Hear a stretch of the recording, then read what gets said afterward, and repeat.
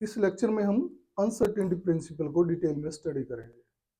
Classical physics के according किसी particle की स्टेट ऑफ मोशन अगर हमें पता करनी है, स्टेट ऑफ मोशन, उसके लिए दो चीजें जरूरी है, पोजीशन एंड मोमेंटम। अगर हमें पोजीशन और मोमेंटम किसी ऑब्जेक्ट की पता है तो हम स्टेट ऑफ मोशन उसकी डिस्क्राइब कर सकते हैं। अगर हम मैक्रोस्कोपिक ऑब्जेक्ट्स की बात करते हैं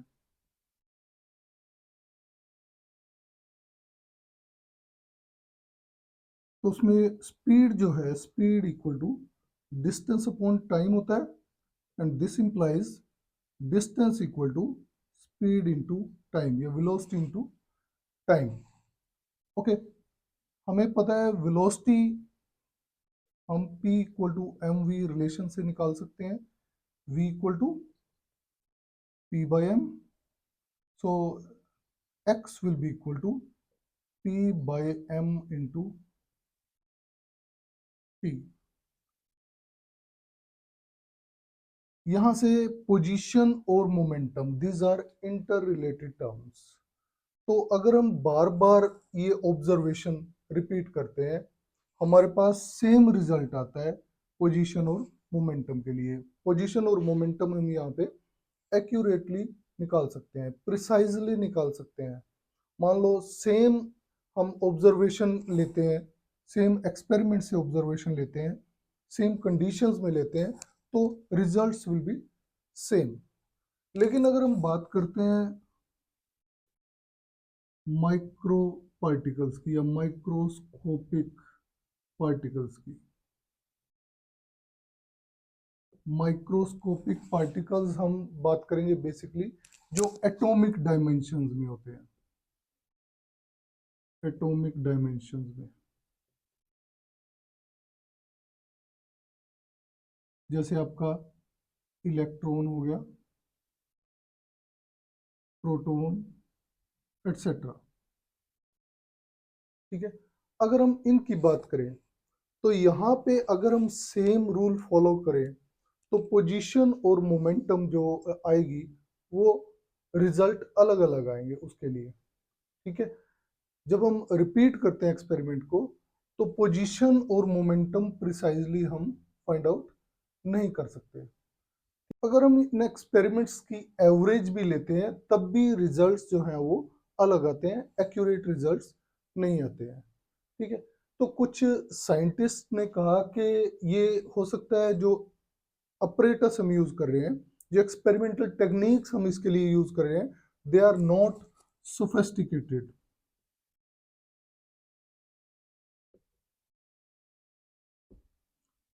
हमारे जो अपरेटस है वो सेंसिटिव नहीं है, सोफिस्टिकेटेड नहीं है। इस वजह से जो रिजल्ट्स हैं हमारे बार बार जब हम एक्सपेरिमेंट कर रहे हैं तो अलग आ रहे हैं। ठीक है, लेकिन जब बहुत ज़्यादा एक्सपेरिमेंट्स किए गए, बहुत ज़्यादा सोफिस्टिकेटेड इंस्ट्रूमेंट्स यूज़ किए गए, तब भी रिजल्ट्स वही आए, उसका कोई फ़ायदा नहीं हुआ।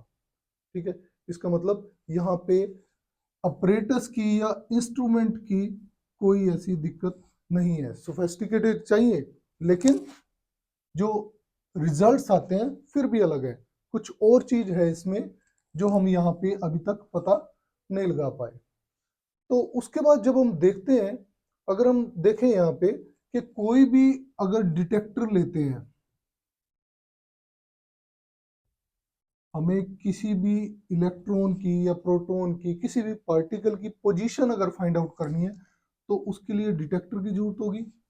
ठीक है, डिटेक्टर जो होगा, डिटेक्टर में जो भी रेज होंगी they will interact with the particle.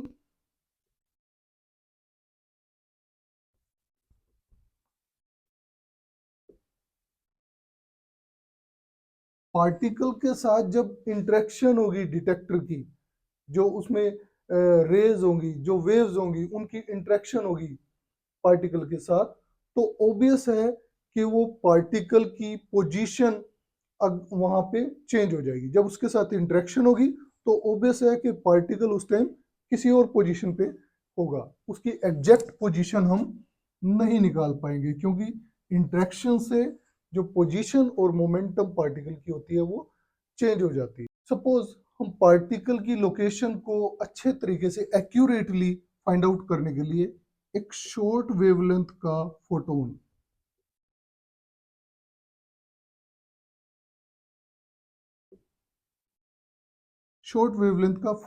Incident करते हैं पार्टिकल के ऊपर। ठीक है, सपोज यहाँ पार्टिकल है, ये हमने फोटोन शॉर्टर वेवलेंथ का इसके ऊपर इंसिडेंट किया, तो ये फोटोन की स्कैटरिंग हो जाएगी यहाँ पे, और ये पार्टिकल रिकॉयल हो जाता है। ठीक है, अब हमें पता है कि lambda de Broglie wavelength equal to lambda equal to H upon P. H is the Planck's constant, P momentum होता है। It means P equal to H upon lambda. तो जब लैम्डा शॉर्ट है, वेवलेंथ शॉर्ट है, इसका मतलब momentum, जो recoil electron होगा उसकी मोमेंटम बढ़ जाएगी, मोमेंटम इंक्रीज हो जाएगी। ठीक है, मोमेंटम इंक्रीज होगी, इसका मतलब हम मोमेंटम सही से उसकी फाइंड आउट नहीं कर पाएंगे। इसका मतलब ये हुआ कि अगर हम पोजीशन एक्यूरेटली फाइंड आउट करने की कोशिश कर रहे हैं शॉर्ट वेवलेंथ लेके, तो मोमेंटम इंक्रीज हो रही है। इट मींस अगर हम कोई भी सोफेस्टिकेटेड ऑपरेटर्स ले रहे हैं या टेक्निक ले रहे हैं, तो यहाँ पे उसका कोई इफेक्ट नहीं है। ठीक है, इट मींस यहाँ अनसर्टेनिटीज आ रही है, अनसर्टेनिटी। ठीक है, पोजीशन और मोमेंटम में अनसर्टेनिटी आ रही है। इसको हम दूसरे तरीके से भी एक्सप्लेन कर सकते हैं कि अनसर्टेनिटीज क्यों आ रही है। हमें पता है every particle is associated with a de Broglie wave packet. Means every particle is associated with group of waves, और वो ग्रुप ऑफ वेव्स जो है वो एक पैकेट की फॉर्म बनाती हैं, जिसको हम वेव पैकेट बोलते हैं, एनवेलप की फॉर्म बनाती है। ठीक है, जिसको मैंने अपने पिछले वीडियोस में एक्सप्लेन किया है, जिसका लिंक आप डिस्क्रिप्शन में देख सकते हो। सपोज ये सिंगल वेव पैकेट है, ओके, और ये हमारा डेल्टा एक्स जो है, this is linear spread of this wave packet. हमें पता है पार्टिकल जो है इस वेव पैकेट, इस एनवेल्प के अंदर ही एग्जिस्ट करता है, इसके बाहर probability of finding the particle इसके बाहर कहीं भी जीरो होती है। ठीक है, और पार्टिकल की प्रोबेबिलिटी मैक्सिमम कहाँ है, मिडल में, जहां ये रिजल्टेंट एम्पलीट्यूड जो आया वेव्स का मैक्सिमम है, वहां probability of finding the particle is maximum. और एंड्स पे यहां अगर हम देखें, यहां देखें, तो probability of finding the particle is zero. ठीक है, और जैसे जैसे मिडल से यहां जा रहे हैं, प्रोबेबिलिटी लेफ्ट साइड या राइट साइड में प्रोबेबिलिटी डिक्रीज कर रही है पार्टिकल की। अगर ये स्प्रेड कम है, डेल्टा एक्स कम है, इसका मतलब हम पोजीशन को पार्टिकल की एक्यूरेटली फाइंड आउट कर सकते हैं, मोर एक्यूरेटली। ठीक है, अगर ये स्प्रेड ज्यादा है, डेल्टा एक्स अगर ज्यादा है, ठीक है, इसका मतलब क्या हुआ कि देर विल बी अनसर्टेनिटी। तो वहां पे uncertainty in finding the position of a particle will be more. Uncertainty आ जाती है इस केस में अगर ये स्प्रेड ज्यादा है। अभी मैंने आपको बताया था थोड़ी देर पहले कि जो ये वेव पैकेट है, this is combination of group of waves with slightly different wavelengths and velocities। और ये जो वेवलेंथ होती है, ये रिलेटेड होती है डेल्टा एक्स के।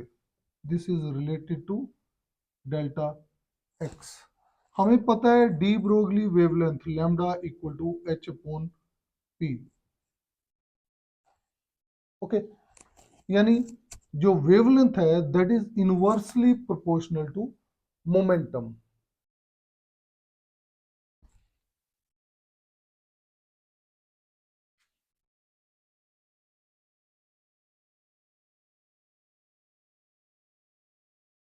अब अगर वेवलेंथ इंक्रीज करती है तो इसका मतलब मोमेंटम डिक्रीज करती है। लैम्डा इंक्रीज किया तो पी डिक्रीज कर रही है, मोमेंटम डिक्रीज करती है। इसका मतलब कि मोमेंटम हम किसी पार्टिकल की एक्यूरेटली फाइंड आउट कर सकते हैं, या हम ये बोलें कि जो डेल्टा पी होगा uncertainty in momentum, that will be very small, very small.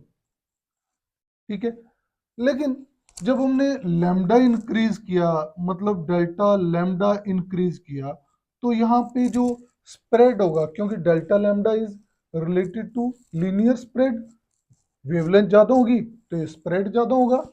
ठीक है, तो इसका मतलब डेल्टा एक्स जो है वो इंक्रीज कर जाएगा। It means uncertainty in position will be मोर, यानी हम पोजीशन पार्टिकल की एक्यूरेटली या प्रिसाइजली फाइंड आउट नहीं कर पाते। ठीक है, अगर मोमेंटम एक्यूरेटली फाइंड आउट करते हैं तो पोजीशन एक्यूरेटली फाइंड आउट नहीं हो पाएगी, अनसर्टेनिटी होगी। अगर पोजीशन एक्यूरेटली फाइंड आउट करते हैं तो मोमेंटम में अनसर्टेनिटी होगी। ठीक है, तो यहाँ पे ये कंसेप्ट आया था अनसर्टेनिटी का। ठीक है, हेजनबर्ग ने कहा था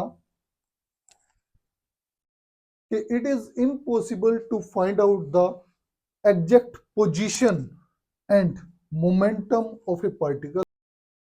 पार्टिकल की पोजीशन और मोमेंटम को, एग्जैक्ट पोजीशन और एग्जैक्ट मोमेंटम, या एक्यूरेट पोजीशन और एक्यूरेट मोमेंटम को हम सेम टाइम पे साइमल्टेनियसली फाइंड आउट नहीं कर पाते।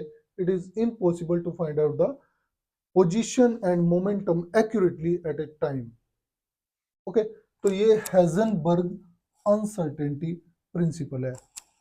मैथमेटिकली हेजनबर्ग ने इसको समराइज किया था delta X into delta P x, और ये डेल्टा पी एक्स जो है ये मोमेंटम है corresponding to X direction. This is greater than equal to H cut upon 2। ये हम बोल सकते हैं delta X into delta P X greater than equal to H upon 4 pi. ये हमारा अनसर्टेनिटी प्रिंसिपल है, Heisenberg uncertainty principle in position and momentum. यह एक बार फिर से बता देते हैं कि डेल्टा एक्स जो है that is uncertainty in position in X direction, और delta P X is the uncertainty corresponding to momentum P X, यानी एक्स डायरेक्शन में जो मोमेंटम है उसके corresponding uncertainty delta P X है।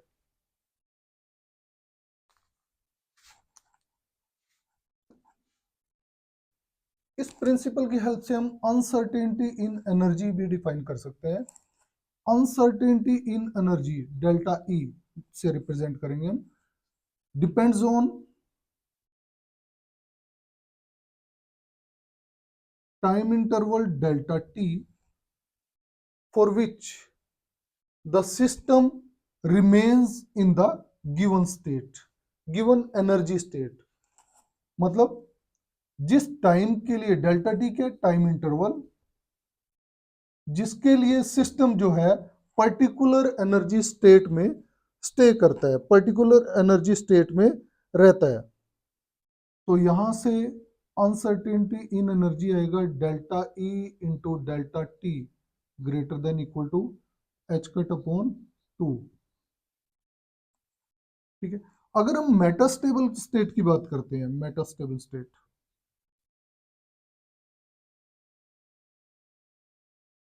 जिसका लाइफ टाइम आपको पता है 10⁻³ टू 10⁻⁴ सेकेंड होता है, यानी एक्साइटेड स्टेट से ज्यादा लाइफ टाइम होता है।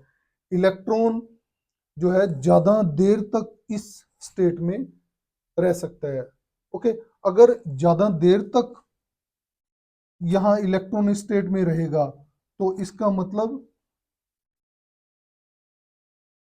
डेल्टा ई हम एक्यूरेटली फाइंड आउट कर सकते हैं। ठीक है, एक्यूरेटली ज्यादा देर तक रहेगा तो ये, क्योंकि हमें पता है delta E depends upon delta T. ठीक है, तो यहाँ डेल्टा ई को हम एक्यूरेटली फाइंड आउट कर सकते हैं। इसमें अनसर्टेनिटी बहुत स्मॉल होगी, स्मॉल अनसर्टेनिटी। अगर डेल्टा टी स्मॉल है, हम एक्साइटेड स्टेट की बात करते हैं जिसका लाइफ टाइम जो होता है 10⁻⁻7 से -8 सेकंड होता है, 10⁻⁻7 टू 10⁻⁸ सेकंड। इसमें एक्साइटेड स्टेट में इलेक्ट्रॉन बहुत कम देर तक स्टे करता है, बहुत कम टाइम तक, इतने टाइम तक लगभग। ओके, अगर डेल्टा टी स्मॉल है तो यहाँ से हम देखेंगे जो डेल्टा ई है वो इंक्रीज कर जाएगा, that will be greater. Delta E will increase, delta E will be greater. अगर डेल्टा ई ग्रेटर है इसका मतलब एनर्जी फाइंड आउट करने में अनसर्टेनिटी है, एनर्जी को हम एक्यूरेटली फाइंड आउट नहीं कर सकते, प्रिसाइजली फाइंड आउट नहीं कर सकते। तो ये रिलेशन आया था पोजीशन और मोमेंटम में, और ये रिलेशन आया एनर्जी टाइम में। ओके, तो यहाँ पे हमने एक्सप्लेन किया हेजनबर्ग अनसर्टेनिटी प्रिंसिपल को, और इसकी जरूरत क्यों पड़ी ये सारा हमने अच्छे से एक्सप्लेन कर दिया। Thank you.